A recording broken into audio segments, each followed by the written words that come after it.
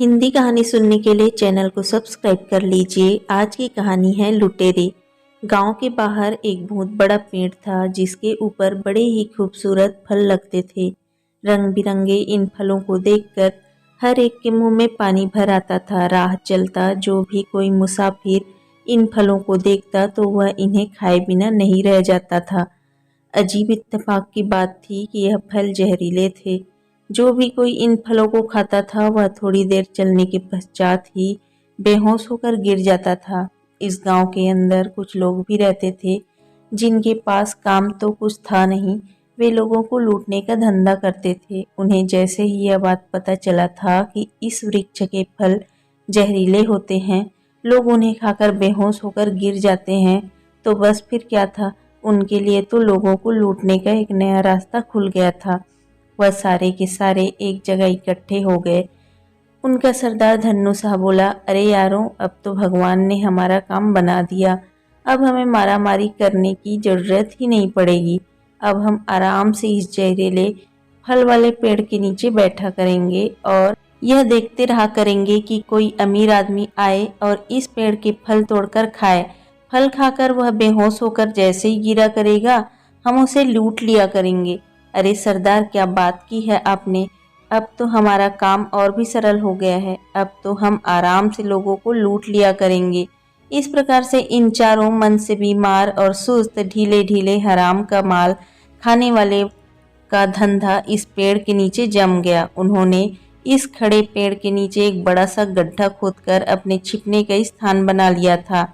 अब जो भी थका हारा मुसाफिर इस पेड़ के नीचे आकर बैठता, उसका मन यह सुंदर फल खाने को कर ही आता। बस फिर क्या होता, उधर फल अंदर, इधर लोगों की नजरें उसके माल पर। थोड़ी देर में ही वह राही भी जमीन पर गिरते देखा जाता। बेहोशी की हालत में उसकी जेब खाली हो जाती थी। जब होश में आकर उठता तो उसे पता चलता कि वह तो लूट चुका है। इस तरह इन चारों के लिए यह जहरीला वृक्ष वरदान सिद्ध हुआ था। उन्होंने अपने लिए एक सरल रास्ता ढूंढ लिया था। उन्हें काम करने की जरूरत ही क्या थी।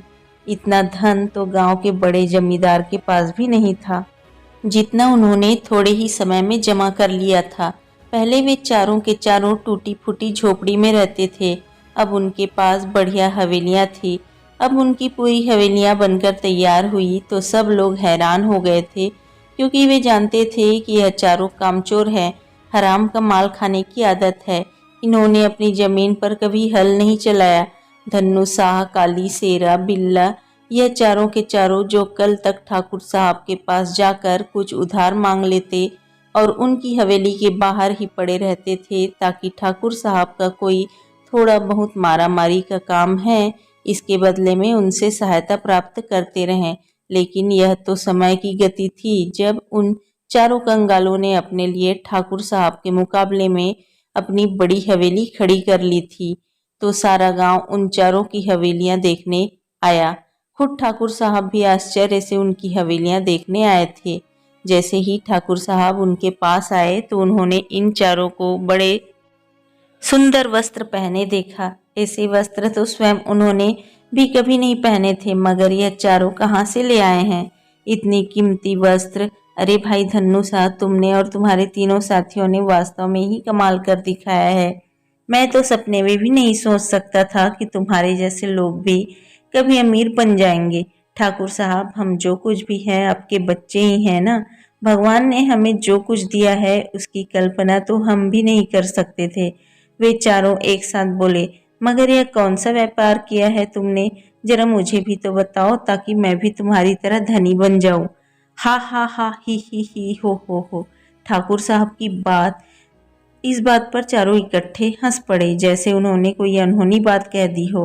अरे भाई, इसमें हंसने की कौन सी बात है, तुम बड़े पुराने साथी रहे हो। मैंने कितनी बार तुम लोगों की मदद भी की है। क्या तुम मुझे नहीं बताओगे कि यह धन कैसे कमाए हैं तुमने। ठाकुर साहब, जैसे हमने आज तक आपसे कभी यह नहीं पूछा कि आपने इतना धन कैसे और क्यों कमाया है, ऐसे ही हम चाहते हैं कि आप भी हमसे यह न पूछे कि हमने यह धन कैसे कमाया है।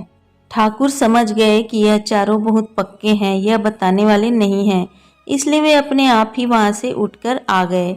मगर उनके मन में यह बात बार बार घूम रही थी कि कहीं इन चारों ने मिलकर कोई गलत काम तो नहीं किया।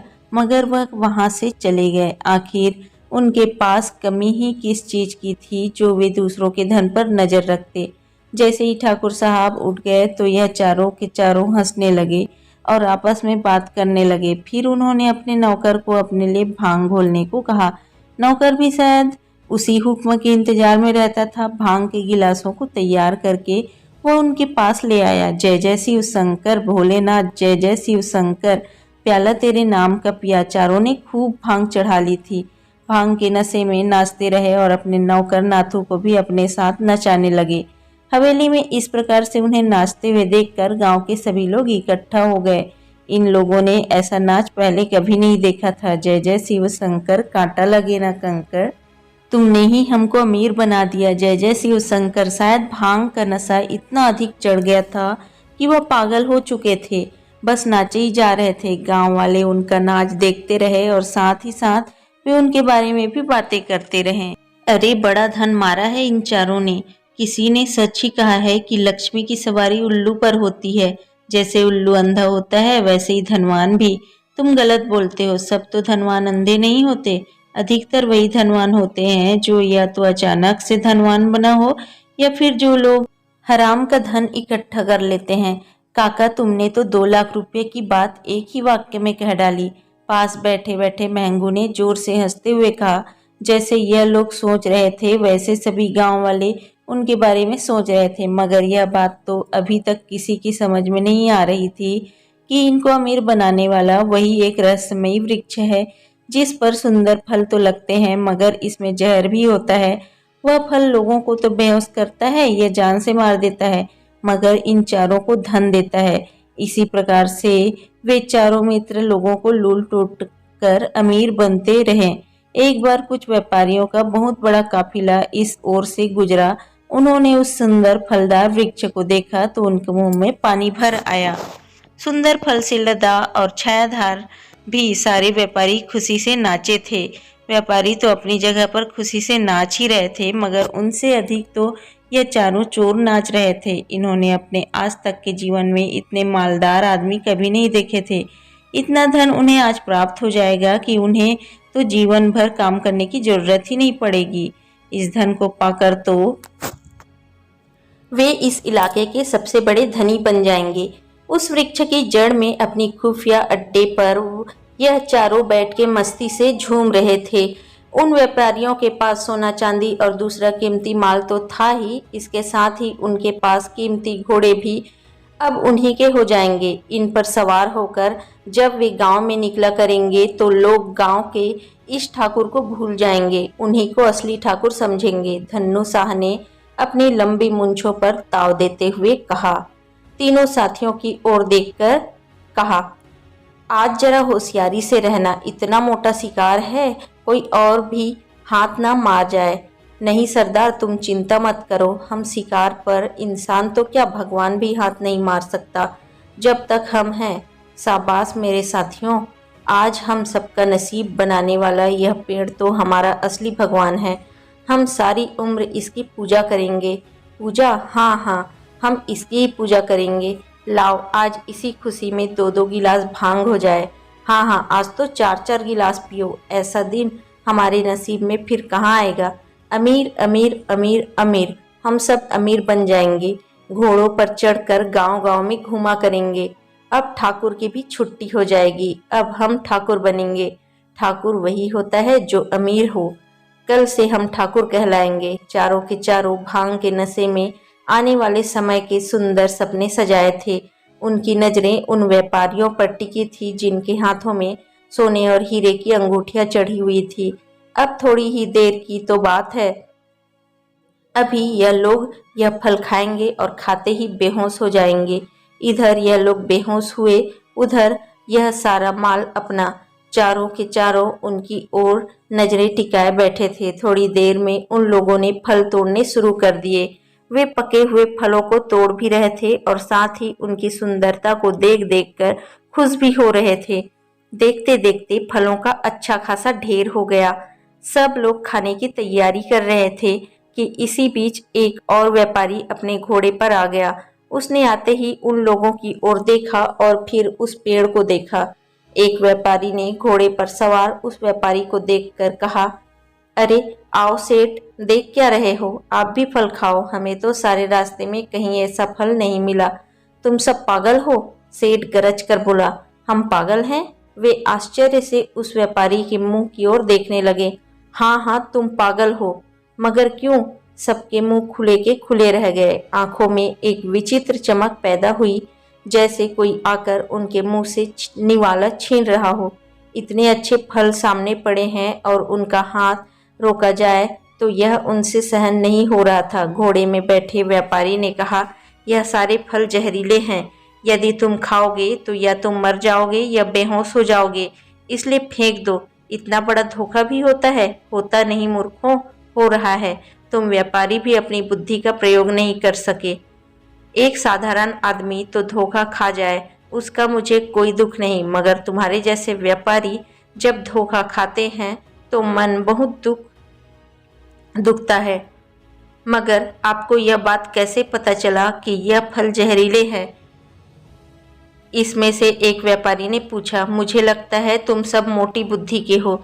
यदि तुम में से किसी एक की भी बुद्धि तेज होती तो इन फलों की ओर देखकर एक बार तो सोचते कि इतने अच्छे फल और वे भी इस गांव के साथ खड़े पेड़ के ऊपर, यह सब बचे हुए क्यों हैं?